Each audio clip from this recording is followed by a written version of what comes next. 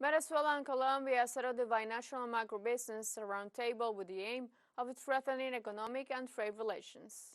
During the event, the delegation of both countries signed a memorandum of understanding to deepen the process of trade integration and support for peace in the region. The Colombian Trade Minister Germán Umaña said that the balance of the first year of the opening is positive and that the implementation of the agreement boosts bilateral trade. The Executive Vice President Delcy Rodriguez stressed that the Colombia-Venezuela Binational Macro-Roundtable seeks to generate opportunities for integration and development in the different strategic sectors of the economy of both countries.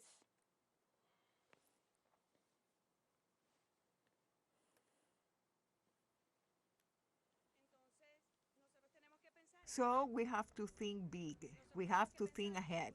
We have to think about the future. We have to think that our destinies are unavoidably united, tied together. That those expressions that for 7 years kept the border closed because of a hatred, intolerance, political and moral degradation of some rulers, such as Iván Duque, have no place in the future of Colombia and Venezuela. The only thing that has a place is hope, that there is only room for complementarity, the shared development of our peoples.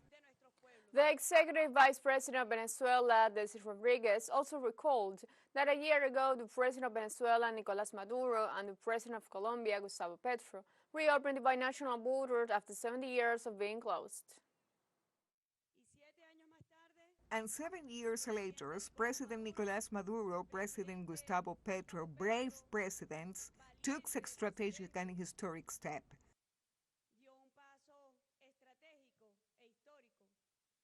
Both added their wills and commitments with the people of Venezuela, with the people of Colombia, and gave a historical opening to our borders.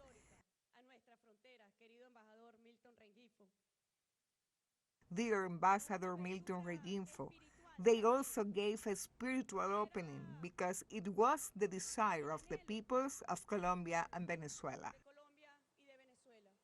On the other hand, Delcy Rodriguez affirmed that the trade agreement signed by both nations in 2011 does not address the economic blockade imposed against her nation. Unfortunately, the agreement that governed our trade was completely outdated on the Venezuelan side. It had been signed in 2011, September 2011.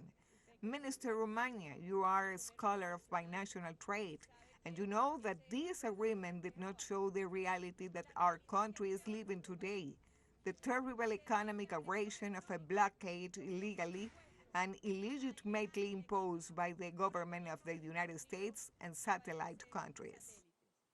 On the other hand, Colombia's Minister of Commerce, Industry and Tourism, Germán Umaña, said that this action is part of the agenda for the recovery of the institutions and the reactivation of diplomatic relations. We carried out a difficult exercise, but we did it in 8 days, and the Vice President solved the last part, the 42.5%, in 5 minutes in the negotiations. And it was decided by the 2 foreign ministries to recover the institutionality. It seems easy to say, but we recovered the dialogue. We were not even talking to each other, and on August 7, President Petro, President Maduro opened diplomatic relations, and we started talking again. And it was easy to talk. We were the same. We were the same as 7 years ago, when the borders between Colombia and Venezuela had been shamefully closed. During his speech, the Executive President of the Development Bank of Latin America and the Caribbean, CAF, Sergio Díaz-Granados, emphasized the importance of generating opportunities for dialogue and negotiation in order to strengthen relations of cooperation. As the ambassador said in his opening remarks, we are fraternal countries, we're friends, we're neighbors, and we have a common history and very deep ties that we must continue to foster permanently. So from the bank and as a Colombian, I must also say that it gives me great satisfaction and joy to be part of this opportunity for negotiation and dialogue that will certainly help strengthen cooperation in the economic, commercial, industrial, and service fields.